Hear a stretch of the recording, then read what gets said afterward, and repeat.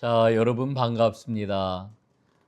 은총의 숲 성경 통독에 나오신 여러분들을 주님의 이름으로 환영합니다.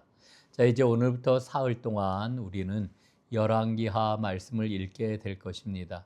열왕기하 말씀은 분열 왕국의 종말을 알려주는 그런 책입니다. 크게 세 부분으로 나누어질 수가 있겠는데요. 첫 번째로는 1장부터 8장까지입니다. 남북 왕국의 왕들하고 특히 선지자 엘리사에 관한 기록이 집중되어 있죠. 그 다음에 9장부터 17장까지의 말씀은 북이스라엘에 계속 악을 행하다가 앗수르에게 멸망당하는 이야기가 기록이 되어 있습니다. 그리고 세 번째로는 18장부터 25장까지 말씀인데 남유다도 악에 물들어서 바벨론에게 멸망당하는 역사가 기록되어 있는 책입니다.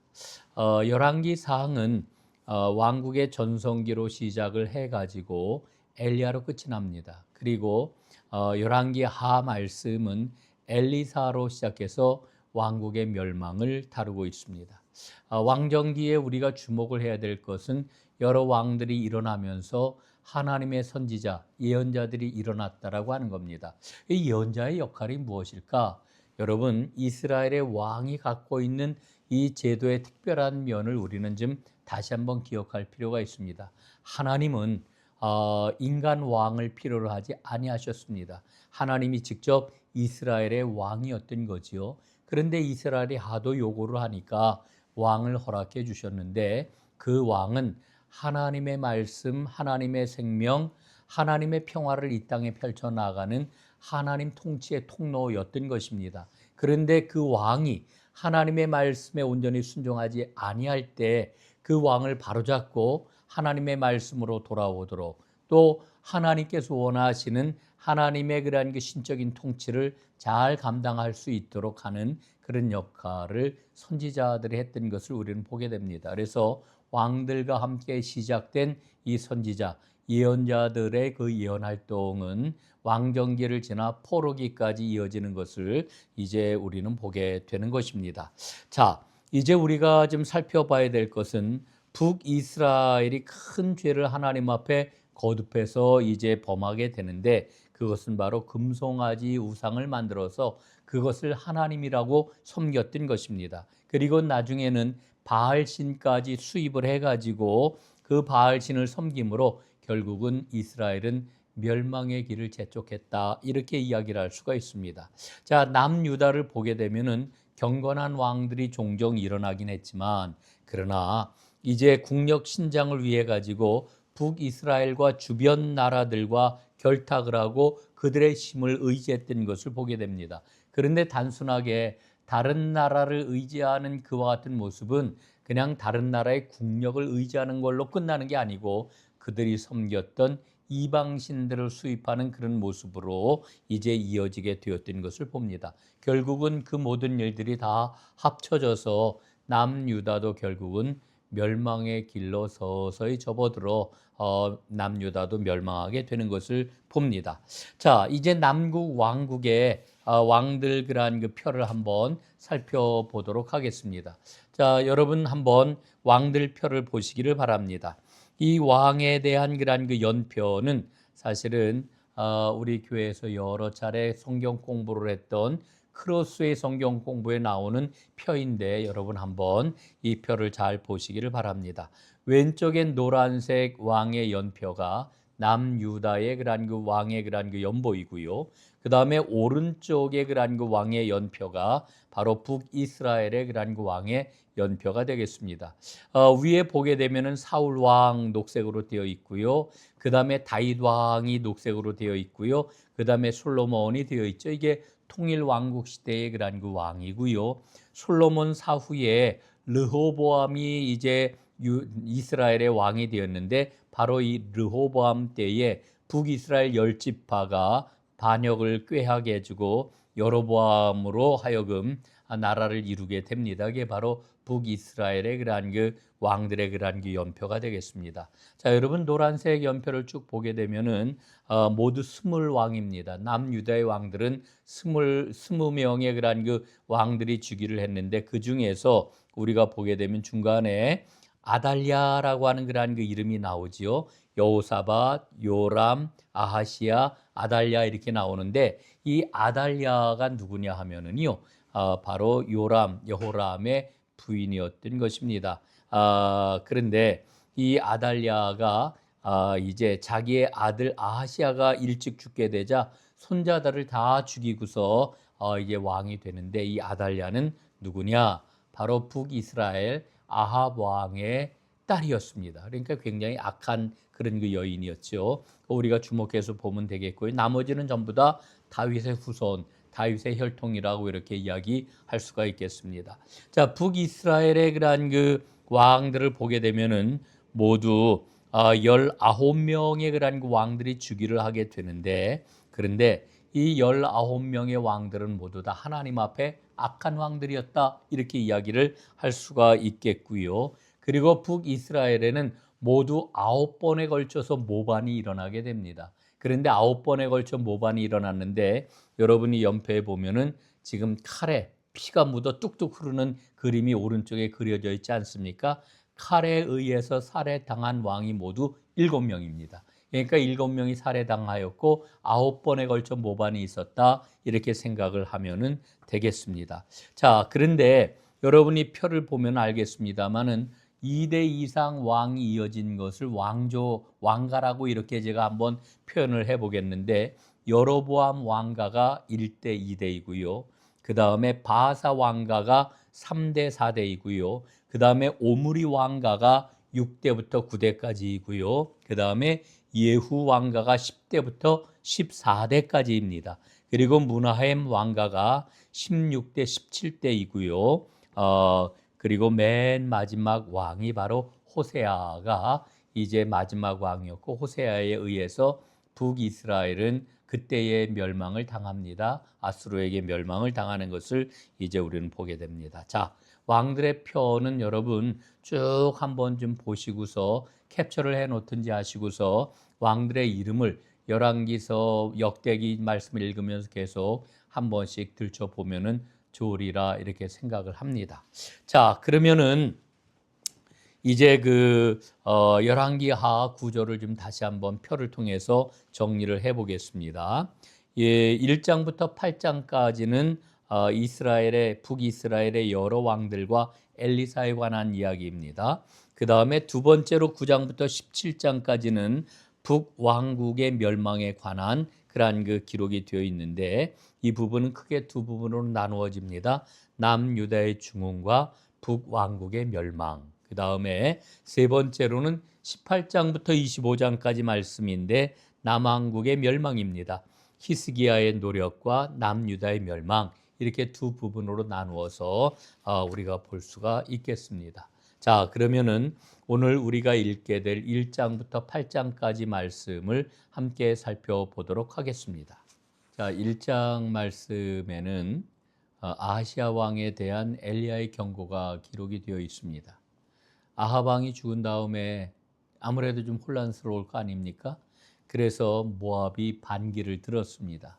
사실 우리가 성경을 보게 되면은 엘리야는 북이스라엘의 제일 악한 왕이었던 아합 때 활동을 했지요. 그리고 엘리사는 두 번째로 악한 왕을 꼽으라고 하면은 예후를 꼽게 되는데 예후 때 엘리사가 활동을 했습니다. 그런데 중요한 게 뭐냐 하면은 이 아합 왕과 예후 왕 때 북이스라엘이 최고의 전성기였다라고 하는 겁니다. 국방이나 경제나 이런 것들이 아주 전성기였던 거죠. 그러나 문제는 어디에 있었느냐? 이들 때에 아주 심각한 우상 숭배에 빠졌다라고 하는 것입니다. 자, 그리고 이 아합 왕이 죽은 다음에 아하시아 왕이 치료를 받기 위해서 블레셋의 최북단 도시인 에그론의 그 신 바알 세붑을 찾아갑니다. 그걸 보고 엘리야가 아주 크게 이제 경고를 하게 되죠. 이스라엘의 신이 없어 여호와가 계신데 그 우상을 찾아서 이제 내가 나을지 안 나을지 그런 걸 물으러 가느냐 야단을 치고 결국은 이 아하시아 왕이 죽음을 맞이하게 될 것이라고 하는 예언을 하지요. 그리고 그 말씀대로 아하시아 왕은 죽습니다. 자, 이제 1장 17절 18절 말씀에 보면은 북이스라엘의 9번째 왕인 여호람이 즉위하는 것을 보게 됩니다. 자, 이제 2장으로 넘어가겠습니다. 자, 2장에는 그 유명한 엘리야 선지자의 승천 기사가 기록이 되어 있습니다. 엘리야는 길갈에서 출발을 해가지고 베델을 거쳐 여리고를 지나서 요단을 건너게 되지요. 그런데 참 흥미로운 게 있습니다. 그게 뭐냐 하면은 자기의 최고 수제자인 엘리사를 따라오지 못하게 하는 겁니다. 엘리야가 이렇게 하나님의 부르심을 받고 옮겨갈 때마다 뭐라고 이야기를 합니까? 엘리사에게 너는 여기에 머물러 있어라. 너는 여기에 머물러 있어라. 그런데 엘리사가 아주 기를 쓰고 자기의 스승인 엘리야를 쫓아가려고 합니다. 자, 이런 일이 왜 일어났을까요? 여기는 이제 몇 가지 우리가 이유들을 좀 찾아볼 수가 있겠는데요. 첫 번째로는 떠날 때가 이른 것을 알고 엘리야는 잘 마무리하려고 하는 마음이 있었습니다. 또 두 번째로 엘리야의 성품 때문이기도 한데 자신의 승천을 보이지 않으려고 하는 겸손함이 그에게 있었습니다. 그래서 하나님 역사의 비밀을 좀 감추어야 되겠다라고 하는 그런 마음이 아마 엘리야에게 있었을 것입니다. 그러나 영적으로 생각할 때 가장 중요한 이유가 있는데 그게 뭐냐면은 엘리사의 끈기와 열심을 시험해 보려고 하는 엘리야의 그런 그 의도가 거기에 작동을 했다. 이렇게 보는 것이 아마 타당할 것입니다. 그래서 엘리사처럼 열심을 가지고 천국을 침노하는 것과 같은 믿음을 갖는 게 하나님의 일을 하는데 얼마나 중요하냐라고 하는 것을 여기서 우리가 발견하게 되는 거지요. 자, 그 다음에 이제 엘리사가 엘리야에게 갑절의 영감이 임하기를 원합니다라고 하는 유명한 요청이 이제 여기에 기록이 되어 있죠. 2장 9절에 보면 그 말씀이 나오는데 이 갑절의 영감이라고 하는 것은 이 장자가 찾아보다 갑절이나 되는 유산을 받았던 것을 우리가 생각을 하면 이해하기가 쉬울 것입니다. 선지 생도들이 그 당시에 많았는데 그 많은 선지 생도들 가운데서 바로 엘리사는 내가 엘리야의 가장 적합한 승계자다라고 하는 마음이 있었던 것입니다. 그리고 실제로 그런 열심이 있었기 때문에 엘리야가 승천하는 과정을 그 모습을 이제 목격을 하게 되었고 체험적 신앙으로 갑절의 영감을 얻게 되었다. 이렇게 이야기할 수가 있겠지요. 자, 여기에서 엘리야와 엘리사를 좀 한번 비교해 보는 분석표를 한번 보여드리겠습니다. 첫 번째 엘리야의 이름은 여호와는 내 하나님이시다라고 하는 뜻이고요. 그 다음에 엘리사는 내 하나님이 구원이시다라고 하는 이름의 뜻을 갖고 있습니다.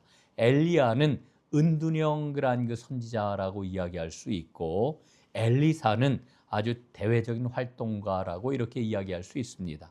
그리고 엘리야는 강력한 권능과 심판을 늘 몰고 다녔던 이런 그 예언자고요. 그 다음에 엘리사는 민생을 돌보고 사람들을 돌보면서 국가를 보호하는 이와 같은 역할을 했던 선지자라고 이야기할 수 있습니다. 그래서 우리 하나님께서는 사람들이 갖고 있는 특징, 그 은사대로 역사하시는 분이시구나라고 하는 것도 발견을 하게 됩니다. 자, 2장 말씀을 계속해서 읽어 내려가다 보면은 우리가 엘리사가 베푼 그런 그 여러 기적들을 만나게 됩니다. 이를테면은 요단강을 가르면서 건넌 그런 그 이야기, 또 소금으로 쓴 물을 변화시킨 이와 같은 이야기를 만날 수가 있게 됩니다. 자, 이제 3장으로 넘어가겠습니다. 이 3장부터 8장까지 말씀은 북이스라엘의 여러 왕들과 엘리사가 그 가운데서 역사했던 이와 같은 내용들이 기록이 되어 있습니다. 3장입니다. 3장에 보면은 북이스라엘의 여호람이 모압과 전쟁을 하는 말씀이 기록이 되어 있습니다. 이 과정에서 엘리사가 크게 돕게 되지요. 자, 이 여호람은 아합 왕의 바알 주상을 다 제거를 했습니다. 그러나 종교 개혁을 근본적으로 단행하지는 아니했습니다. 지금 이 여호람의 그런 그 전쟁을 보면서 북이스라엘 여호람, 그리고 남유다의 여호사밧, 그리고 에돔 왕, 이렇게 세 개 나라가 연합을 해서 싸움을 하는 것을 우리는 보게 되는데 그 여호사밧, 이 과정에서 이 남유다의 여호사밧 왕이 여호람과 동행하는 이런 그 모습을 보면서 왜 동행을 했을까라고 하는 의문을 우리는 갖게 되지요. 이 여호사밧은 남북 왕국이 하나님 앞에 공동 운명체라고 하는 이런 생각이 있었던 것 같습니다. 두 번째로는 둘이 인적 관계에 있었죠. 그 다음에 세 번째로는 모압과 암몬 연합군과의 전쟁 경험이 있었기 때문에 아마 그것을 굉장히 좋게 생각을 했던 것 같습니다.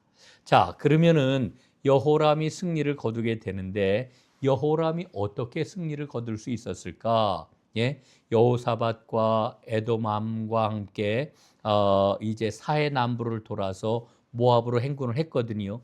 7일간의 그러한 그 기근으로 인해 가지고 물이 없어서 공경에 빠지게 되었는데 그런데 승리를 거두게 돼요. 그 승리의 원천이 어디에서 오느냐?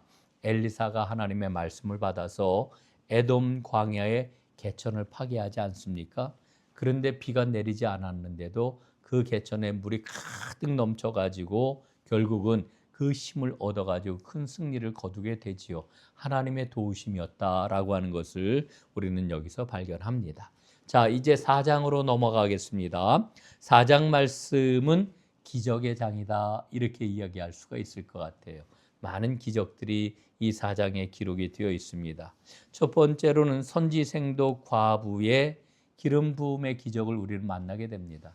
한 선지생도가 죽어서 과부가 되었는데 먹고 살 길이 막막한 이와 같은 상황에서 이제 엘리사가 이제 종지의 기름을 계속 불려가지고 과부의 그 상황에 먹고 살 길을 열어주게 되는 것을 우리가 보게 됩니다. 기름 부음을 통해 가지고 기적을 행한 엘리사는 수넴 여인에게 기적을 베풉니다. 이제 그 수넴에 있는 귀부인의 다락방에 거처를 하게 되는데 그 집에 아들이 없었어요. 그래서 아들을 낳게 해줍니다. 그리고 그 아들이 자라다가 이제 죽게 되자 그 아들을 다시 살려주는 이와 같은 역사가 펼쳐지게 되죠. 놀라운 기적입니다. 그 다음에 그 이후에 4장 38절 이하의 말씀을 보게 되면은 길갈의 선지 생도들이 그만 흉년이 들었을 때에 이 독성이 들어있는 식물을 잘못 먹고 이제 국에 넣어가지고 큰 어려움을 당하게 되자 그 국을 해독을 합니다. 그리고 보리떡 20개와 채소를 가지고서 100명을 먹였는데 이 모습은 마치 예수님의 오병이어를 예표하는 것과 비슷하다라고 하는 생각을 갖습니다. 자, 이제 5장입니다. 5장에는 우리가 아주 잘 아는 흥미진진한 이야기가 기록이 되어 있지요. 바로 나병 환자 아람 장군 나아만을 고쳐주는 이와 같은 그런 이야기입니다. 나아만이 이 나병에 걸렸는데 이스라엘에서 잡아온 여정의 조언을 듣고 이제 엘리사를 찾아와 고침받는 그런 그 이야기입니다. 처음에는 이제 요단강에 들어가 몸을 씻으라 하는 이야기를 듣고는 아주 대노하면서 그 말을 전혀 들으려고 하지 않다가 자기와 함께 따라온 종들의 조언을 듣고 결국은 물에 들어가는 순종을 행하지 않습니까? 그 순종으로 인하여서 그는 요단강에서 깨끗함을 얻게 됩니다. 이 나만 장군의 이야기를 통해서 우리는 어떤 그런 그 메시지를 받게 되느냐 하면은 영적으로 타락한 시대에 오히려 하나님께서는 순종하는 이방 사람을 통해 가지고 하나님의 구원이 무엇인지를 밝히 드러나고 계신다라고 하는 것을 우리는 발견하게 되지요. 자, 이제 6장으로 넘어가겠습니다. 6장에 보면은 선지생도 이야기가 또 나오는데요.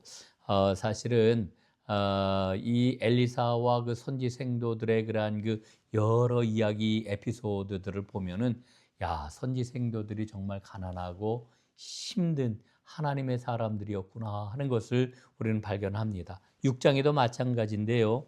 이 가난한 선지생도가 쇠도끼를 그만 불에 빠뜨리고 맙니다. 근데 바로 엘리사가 그 쇠도끼를 떠오르게 해가지고 도끼를 찾아주는 이런 이야기가 기록이 되어 있고요.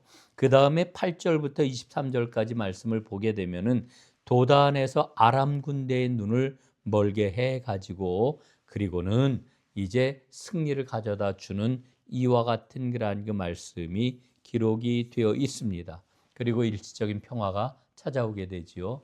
또 6장 24절부터 7장 20절까지 말씀을 보면은 이 사마리아에서 일어난 그러한 그 기적을 우리에게 전해주고 있습니다. 저는 이 말씀이 아주 굉장히 흥미진진한 이야기라고 생각을 하는데, 이 아람 군대 베나닷이 사마리아를 포위함으로 인해 가지고 장기간 포위해서 극심한 기근이 성 안에 찾아오게 됩니다. 그래서 나귀 머리가 은 80세겔이었다고 그래요. 이 부정한 나귀 머리인데, 이 나귀는 이스라엘 사람들이 먹을 수 없는 부정한 그런 음식이거든요. 그런데 먹을 게 없어가지고 이 은 80세겔에 나귀 머리를 샀다라고 하는 거죠. 이게 얼마만큼이냐? 노동자의 반년치 월급이라고 이렇게 이야기할 수가 있겠습니다.